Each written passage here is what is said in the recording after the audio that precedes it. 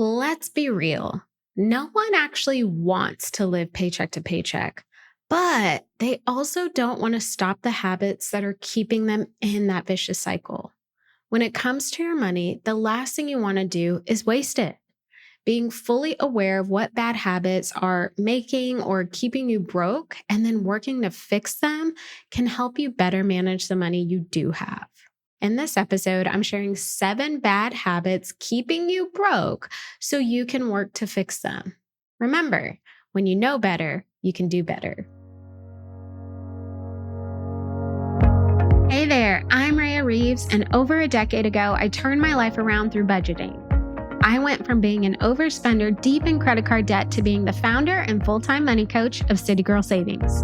Now, I help women work towards their dream life and tap into their financial power one budget at a time. I fully believe you can live a life you love with a budget, and I'm living proof. The weekly City Girl Savings podcast focuses on the intersection of money and the City Girl lifestyle. Join me every week along with some special guests as I share my experiences, advice, and guidance on navigating life and money as an experience-loving millennial. So the first bad habit that keeps most people broke is thinking you don't need a budget. Newsflash, everyone needs a budget. I know I probably sound like a broken record on this podcast because any opportunity I get to promote having a budget, I'm going to take. But this is something that could actually be keeping you broke, thinking you don't need a budget. Regardless of how much or how little money you think you make, you need a budget. And contrary to popular belief, a budget is not a form of evil that means you can't spend a dime or enjoy your life. A budget is simply a way for you to keep track of what's coming in and going out over the course of time. So if you constantly tell yourself that you don't need a budget, or you don't make enough to budget, or you make too much to budget, or you keep your numbers in your head, or any other excuse that is out there, that habit and mindset is keeping you broke. We all need a budget. And if you don't know where to start, let me help. I have a free monthly budget overview tracker that you can literally download and get a great starting point for your budget just in front of you. I will link to that in the show notes. I also have a service where I actually create custom budget plans for my clients. So they give me the specifics of their income, expenses, debts, goals, all of the things that would be needed for a budget. I take that information and create a realistic plan for them to follow so that they can reach whatever goals they have. I'll also link to that in the show notes if you want to kind of skip the step of trying it yourself and actually get a plan that will work for you. That option will be available to you. But if you take anything away from this episode, from any of the bad habits that I'm going to share that are keeping you broke, I want it to be this. You absolutely need a budget to be successful with your money. So the habit that could be keeping you broke the most is thinking you don't need a budget and not having a budget. So if you think you don't need a budget, you do. If you know you need a budget, but you don't have one, do something about it. Bridge that gap, get yourself on a budget so that you can start making your money work better for you. Okay, I'm off my soapbox. Moving on to the next habit that could be keeping you broke is buying into social media. And I know this is big. Social media has got me too, right? We've all been there where we're scrolling and we see something that is targeted to us and our personalities and our wants and our desires and our needs. And we click buy now and we put in our information. We just do the face recognition and our credit card data pops in and voila, we've purchased something that maybe we don't need. I've been there. We've all been there. And not only does social media make it easier to spend money with access to our information via the phone and our wants through ads and things like that, Social media also gives us insight into what someone else is doing anytime and anywhere. So we can see our favorite celebs are vacationing in Aspen. We can see Insta famous bloggers and influencers buying new cars. We can see fashion gurus rocking new shoes. And while all of this is fascinating, it can make you question your own life, or it could give you feelings of envy or I want that too. So let me spend my money and have that. It's so easy to want to compare or compete with what you see on social media, but it's useless. People are only showing you what they want you to see. So if you are going to buy that latest Gucci bag when you already have credit card debt, you are only hurting yourself. That purchase probably doesn't even make you feel that great either, right? Maybe in the moment that spending high feels amazing, but when you come off that high, it sure don't feel good. And yes, I'm speaking from experience. So buying into social media and letting that influence your spending and essentially spend money you truly can't afford or don't have can make you go broke very fast. So instead, I want you to purge your social media, follow people that inspire you to live a better life or grow in your career, your business, your finances, your relationships. Follow accounts that motivate and empower and inspire, and unfollow anyone that doesn't inspire you, that makes you feel envious or makes you question your own successes in life. Mute them if you don't want to unfollow them. But the point is to get those things out of your line of sight, especially if they're bringing negative feelings to you. Why put yourself in a position to feel bad? And I think this is something that over the years I've gotten a lot better at managing.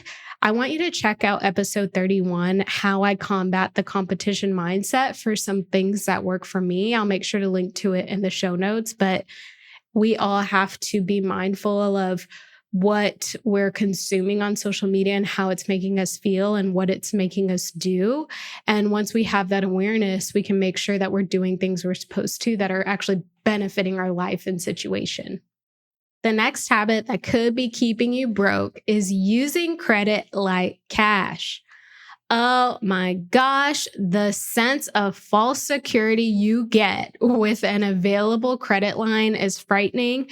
And yes, once again, I'm speaking from experience.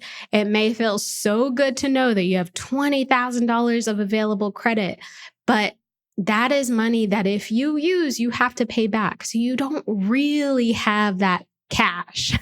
It's credit, and using credit like cash can be very detrimental to your finances. Available credit, just having credit cards, having credit lines really does make a person feel like they have more money than they actually do. And a very good thing for us to realize is that credit is not cash, because credit comes at a cost. That cost is interest, and it is expensive. Americans' credit card debt has hit above $1 trillion just last year. So we are trending in the wrong direction, and it is costing millions and billions of dollars in interest as a collective, right? But even as an individual, go look at your credit card statements, look at your most recent statement, see how much interest you were charged. That alone should be a wake-up call to stop using credit like cash. And I will say this, credit cards can come in handy. There's no denying that available credit can really come in handy, especially in times of need, but it is risky business. So if you are not in control of your thoughts, your actions, your emotions, you could kind of get yourself into a little bit of trouble. Using credit like cash, it's so much easier for you to spend when you think of your credit card as a form of money that you actually have. Your credit card and using that available credit is not the same as using a debit card and only having access to what's in your bank account. Now, instead of using credit like cash or instead of using credit cards at all, I want you to focus on building up a short-term emergency fund. Get $500, $1,000, $1,500, an amount that feels good to you. Get that saved up and put to the side and use that savings account anytime an unexpected expense pops up. Don't use your credit card. Use the money that you have reserved for emergencies or unexpected expenses. This will help you start to avoid using credit cards to help bail you out. Another thing you can do is to leave the credit cards at home. Stop using them altogether. The rewards and the points you may get from them only benefit you if you actually pay the card in full every month and you're not being charged interest. So if you're doing that and you have everything under control, everything's within budget, please continue business as usual because you are getting the most bang for your buck that way. But just make sure you're proceeding with caution. Make sure you have a savings account if something unexpected comes up, because the minute you overspend, and yes, it literally just takes a minute, you could end up paying hundreds of dollars in interest, and it's just not worth it. Are you loving this episode so far? Well, the money and life level up conversations never end in the City Girl Savings community. Visit citygirlsavings.com for instant access to resources that help you budget, level up your money mindset, and so much more. And make sure you stay up to date with CGS by following us on Instagram, TikTok, and YouTube, all at City Girl Savings. The next habit that could be keeping you broke is impulse or emotional spending. And I'm going to break down both of them. Emotional spending means your emotions trigger you to spend money. So, does a bad breakup send you to get a total hair and wardrobe makeover? If you had a long day at work, do you treat yourself to a new bag to justify your feelings of having a hard day? If you're happy, sad, stressed, tired, annoyed, excited, do you head straight to the mall or go straight to the Amazon app? Emotional spending doesn't leverage logic because it leverages emotions. You are letting your emotions dictate when you spend instead of thinking through your purchases. So you're basically letting your feelings dictate what you do with your money. You have to work to take your emotions out of the equation when you are looking to spend money, or find other ways of dealing with those emotions. So I'm not saying don't have emotions, right? But if your emotions are triggering you to spend and it's causing you financial angst, you have to find a better way of managing those emotions. Now, impulse spending is a little bit different. Impulse spending means you buy things on a whim. Okay, so you don't necessarily have emotions dictating your purchases, but you definitely don't have logic playing a factor either. Maybe a flash sale triggers you to spend when you normally wouldn't. Maybe your favorite store sends you an email newsletter and it includes items you might like, and your impulsive nature says, okay, I'm buying this. There are plenty of tactics that retailers use to make you, me, society spend money, especially on impulse. So I want you to fight the urge to impulse spend by walking out of the store, by closing the web browser, by turning off your phone, right? Put yourself in a position to succeed. And once you're out of the store, once you've closed the web browser, once you've turned off your phone, ask yourself if you really need the purchase. So this is going to take some practice. It's definitely going to take some intention and being conscious and aware of what you're doing. But if you can start getting to a point where before you actually make that impulse purchase, you ask yourself if you need the item, that's huge. And eventually, if you can say, no, I don't need this, and you keep walking or you don't end up making that purchase, that is the goal. And once again, I'm speaking from experience here. I used to have such a strong desire to spend money on material things. And there was definitely emotion in that, but there was also impulse in that, seeing a cute top and just going for it. It cost me a lot of money and a lot of debt and a lot of time to pay that debt off. So I'm speaking from experience here when I'm saying learn to curb your impulse spending, learn to manage your emotions so you're not spending money you shouldn't be. I share how I curbed the desire to spend in episode 6. I am going to link to it in the show notes because I think it'll provide a lot of great context for you. All right. The next habit that could be keeping you broke is ignoring your debt. And you may be listening to this and think, who does that? Or you may be listening to this and think, oh my gosh, that's me. I promise you, if you ignore your debt, if you pretend it doesn't exist, if you don't look at your bank statements, if you don't open those emails that say your monthly bill is here, it is causing more damage than you think. Okay. And it's more common than you think. You're not alone if you do that. Let me just say that. But pretending as if your debt doesn't exist because it's too scary or too stressful to deal with is not going to make it go away. I wish it would. That would be wonderful, but that's just not how it works. And more importantly, it's not going to get any cheaper. In fact, the longer you ignore your debt, the more it's going to cost your future self to get out of it. So ignoring your debt is costing you more and more money by the month. And that is money that you will likely have to pay back one way or another. So instead of ignoring your debt and pretending like it doesn't exist, I want you to tackle it head on. Accept that your debt is there because it is there. It is what it is. We're not going to beat ourselves up, but accept it and don't let it get you down. Create a plan to get yourself out of that debt as quickly as possible. And it starts with stop using the cards, right? So no more using your credit cards, okay? You will feel 1,000 times better just having a plan in place. Even if it may take years to implement that plan, you'll feel so much better knowing that you actually do have a plan, that you're in control, that you are facing the music, so to speak, and getting things taken care of. So stop ignoring your debt. It is a bad habit that is definitely keeping you broke. The next bad habit that could be keeping you broke is complaining about your current income. Okay, so hear me out. Complaining about the amount of money you make right now is not going to increase the amount of money you make right now. In fact, complaining actually takes your mind off of how you can make more. So when you're so focused on the problem, you can't focus on the solution. So stop the complaints in their tracks and think of how grateful you are, first and foremost, to actually have money coming in, because imagine if you didn't, right? Like that would be significantly worse. So stop the complaints in their tracks, practice gratitude for what you currently have, and then shift to solution mode.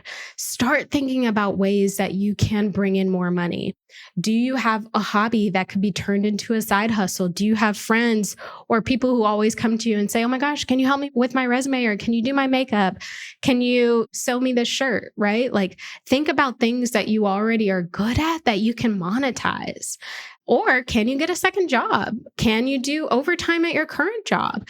Depending on your situation and your current time restraints, you may be able to bring in a lot more income by just thinking outside the box. Okay. So if you take away anything from this episode outside of we all need a budget, this is another really good one because you can implement it instantly. You can decide right here and now that you are no longer going to complain about the money you make, and instead you're going to focus on what you can do to make more money. If you don't like it, do something about it. You may remember in episode 35, Breaking Free of Broke Once and For All, I talked about shifting your mindset from one of scarcity to one of abundance. And it really all starts with gratitude and appreciating what you do have. I'll make sure to link to that episode in the show notes because it's a really good one. But stop the complaints right now. Stop whining about your current income and situation and start focusing on what you can do to change it. Okay, final habit that could be keeping you broke is failing to shop around. Now, failing to shop around means that you are a little closed-minded. And I say that with love because I myself have struggled with this. Sometimes we get so fixated on a specific brand or a specific product or something very specific that we don't even do the research to see if there is something very similar that's a lot more affordable. Failing to shop around means that you aren't making the most of your spending. What if you could save 5 to 50% on the exact same item just by browsing all of your options?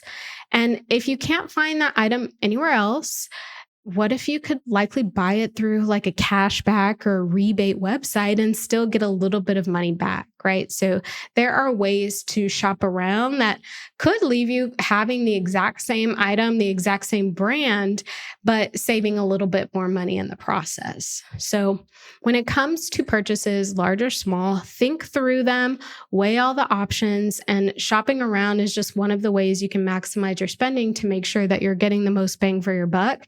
And like I said, sometimes I'm guilty of this because I'm in a rush or I know exactly what it is that I want and where to get it. I don't want to do the research and it costs me money. So I'm telling myself like, hey, take your time, do your research, and give yourself time to really make sure you're getting the best price for your purchase.